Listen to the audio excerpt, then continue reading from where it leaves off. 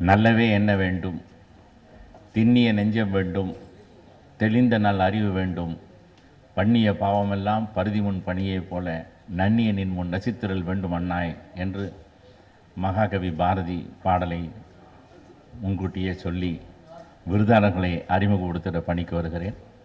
சான்றோர் பெருமக்களே, இன்றைய தினம் ஒரு 2 சோக நிகழ்வோடுவே நாம் இந்த நிகழ்வில் இருக்கிறோம். ஒன்று, பட்டுக்கோட்டை கல்யாண சுந்தரத்தை மக்கள் திலகம் எம்ஜிஆர் அவர்களிடம் அறிமுகப்படுத்திய ஆரம்பி அவர்கள் இன்று நம்மிடையே இல்லை. ஆண்டுதோறும் பட்டுக்கோட்டை விழா என்றால் முன்வரிசையிலே அமர்ந்து, மேடையில் கூட அமர வேண்டும் என்று அவர் விரும்ப மாட்டார், முன்வரிசையிலே அமர்ந்து பட்டுக்கோட்டையாரை பற்றி யார் யார் என்னென்ன பேசுகிறார்கள் என்பதையெல்லாம் நுணுக்கமாக கவனித்து, என்னென்ன மாற்றி சொல்லுகிறார்கள் என்பதையெல்லாம் கூர்ந்து கவனிக்கக்கூடிய ஆற்றல் படைத்த நம்முடைய ஆரம்பிய அவர்கள் இன்றைய தினம் இல்லை என்பது மிகுந்த வருத்தத்திற்குரிய ஒரு செய்தி. அவர்களை இந்த நேரத்தில் நினைக்க கடமைப்பட்டிருக்கிறோம். அடுத்து, பட்டுக்கோட்டை கல்யாண சுந்தரத்துடைய ஆண்டுதோறும் விழா எடுக்கிறீர்கள். ஆனால் பட்டுக்கோட்டைக்கு ஒரு மிகப்பெரிய சாதனையை நான் செய்ய போகிறேன்.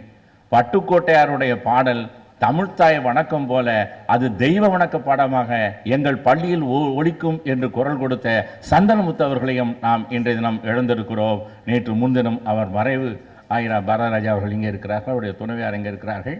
ஆண்டுதோறும் பட்டுக்கோட்டையாருக்காக மிகப்பெரிய அளவில் செலவு செய்து விருதளிக்கக்கூடிய அந்த பெருமகனையும் இழந்துவிட்டு நாம் இன்றைய தினம் இங்கே இருக்கிறோம் என்பதை நினைவில் இருத்தி நான் சொல்ல கடமைப்பட்டிருக்கிறேன். காரணம், பட்டுக்கோட்டையாருடைய புகழை நாம் பரப்ப வேண்டும் என்று துவக்கிய நேரத்தில் ரூஸ்வெல்ட் அவர்கள் அங்கிருந்தான் அந்த நிகழ்ச்சியை தொடங்கினார்கள். அவர் அந்த பகுதியிலே தான் இருந்தார் என்பதை நினைவூட்டவும் கடமைப்பட்டிருக்கிறோம். 27 ஆண்டுகளாக ரூஸ்வெல்ட் அவர்கள் இந்த பணியை செய்து கொண்டிருக்கிறார்கள். நானும் ஆயிரா பாரதராஜா அவர்களும், இவர் பாரதராஜா அவர்களை எனக்கு அறிமுகப்படுத்தினார். அந்த மூலமாக சந்தனமுத்துவை இவர்கள் அறிமுகப்படுத்தினார்கள். அதன் மூலம் அவர்களோட தொடர்பு ஏற்பட்டது. நாங்கள் தொடர்ந்து 25 ஆண்டுகளாக, 24 இளமரன் அவர்களுக்கு தெரியும், 24 ஆண்டுகளாக நாம் இந்த நிகழ்வு நடப்பதற்கு முக்கிய காரணம் சந்தனமுத்து, ரூஸ்வெல்ட், அதே போல் நம்முடைய வாயிரா பாரதராஜா என்பதையெல்லாம் மறக்க முடியாது. அந்த அளவுக்கு தொடர்ந்து ரூஸ்வெல்ட் அவர்கள் இந்த பணியினை செய்து வருகிறார்கள். அதற்காக நம்முடைய கரகோஷத்தை, கைத்தட்டலை முதலில் அவருக்கு தெரிந்து கடமைப்பட்டிருக்கிறோம். சான்றோர் பெருமக்களே, ஆண்டுதோறும் விருது அளிக்கிற பொழுது முன்பெல்லாம் ஒருவருக்குத்தான் அளித்தோம். அதுவும் ஒருவருடைய பட்டுக்கோட்டையாரோடு பழகியவராக இருக்க வேண்டும். அப்படி பட்டுக்கோட்டையாரோடு பழகியவர்கள் இந்த தொடர்பை வைத்து கொண்டு தான் அவர்களுக்கெல்லாம் தில்ருபா சண்முகத்திலிருந்து ஆரம்பித்து செந்தில்நாதன் அவர்கள், அதுபோல் ஆய்வு செய்தவர்கள் என்று இருந்தோம்.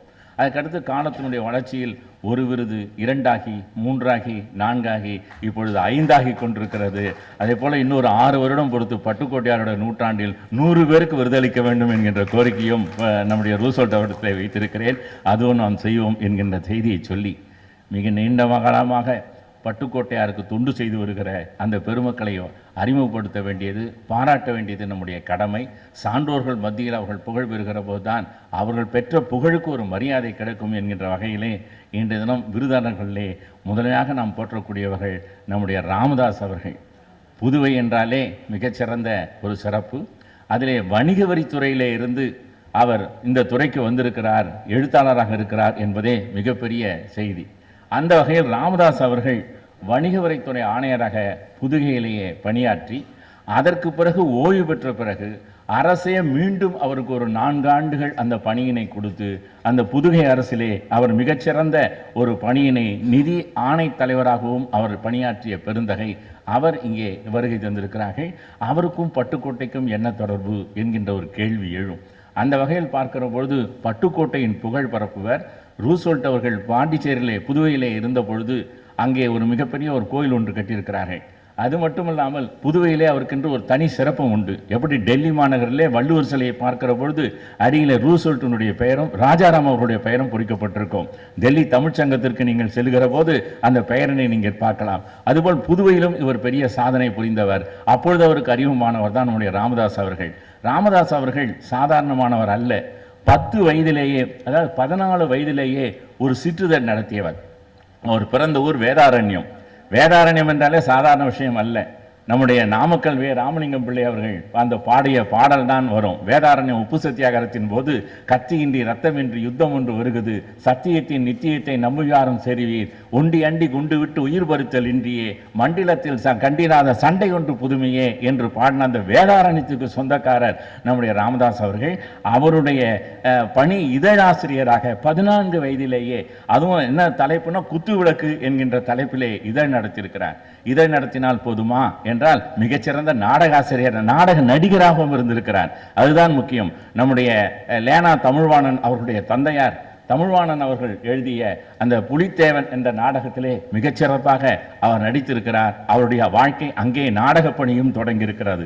அது மட்டுமில்லாமல் நடிகராக இருந்த அவர் நாடகத்துறையிடம் அது மட்டும் இல்லாமல் அவருடைய நூல்களில் பார்க்கிற போது கவிஞராகவும் இருந்திருக்கிறார். அதாவது மாலையான மலர்கள், வீட்டுக்கு வீடு, கடலில் உதித்த கருணை மலர் என்கின்ற வகையிலே கவிதை நூல் வெளியிட்டிருக்கிறார். எம்எஸ்வி அவர்களுடைய இசையமைப்பிலே மிகச்சிறந்த இசைப்பேழையை வெளியிட்டிருக்கிறார். அது மட்டுமல்லாமல் பல்கலைவாணர், கரும்பு கவிஞர், சேவரத்னா போன்ற விருதுகளை பெற்றிருக்கிற அவர் உலக நாடுகளுக்கெல்லாம் பயணம் பெற்று உலகநாயகி பயணி அவர்களைப் போல அவரும் உலகம் சுற்றும் வாலிபராகவும் இன்று இருந்திருக்கிறார் என்கின்ற அந்த செய்தியை சொல்லி அவரை வாழ்த்த நாம் கடமைப்பட்டிருக்கிறோம்.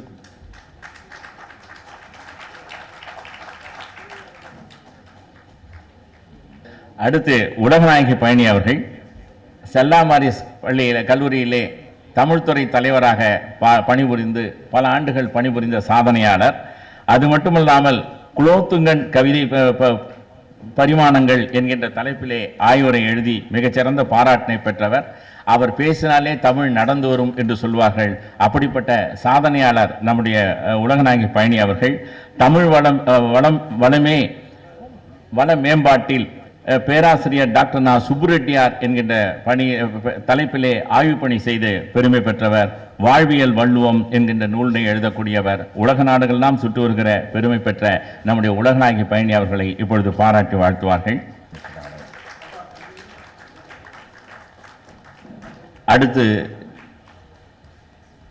கீதம் இசைக்கும் நம்முடைய இதய கீதம் அவர்கள் அனைத்து இந்திய தமிழ் எழுத்தாளர் சங்கத்தினுடைய பொதுச் செயலாளராகவும் மேடை பேச்சிலே மிகச்சிறந்த கலை வல்லுநராகவும் திகழக்கூடிய இதயகீதம் ராமானுஜம் அவர்கள் மிகச்சிறந்த பேச்சாளர், கவிஞர், எழுத்தாளர், செயல் வீரர் என்று எல்லா அடைமொழிகளையும் அவருக்கு சொல்லலாம். அந்த அளவுக்கு ஆற்றல் பெற்ற இதயகீதம் ராமானுஜம் அவர்களை நம்முடைய இதயம் நிகழ்ந்த மகிழ்வோடு எல்லோரும் கைத்தட்டி அவரை பாராட்டி வாழ்த்துவோம்.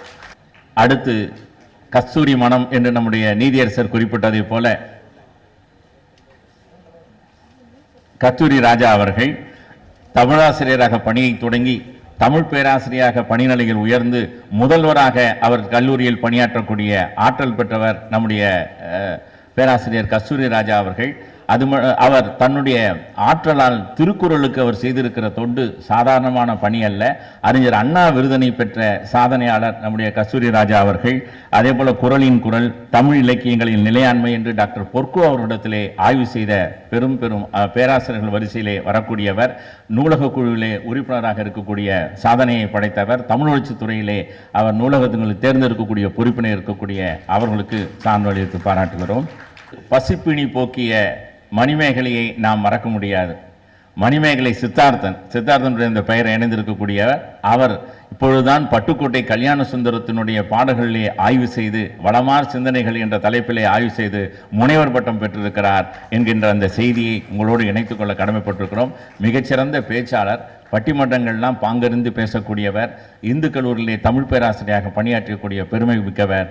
அவரை இப்பொழுது நம்முடைய அமைப்பின் சார்பிலே பாராட்டி வாழ்த்து தெரிவிக்கிறோம்.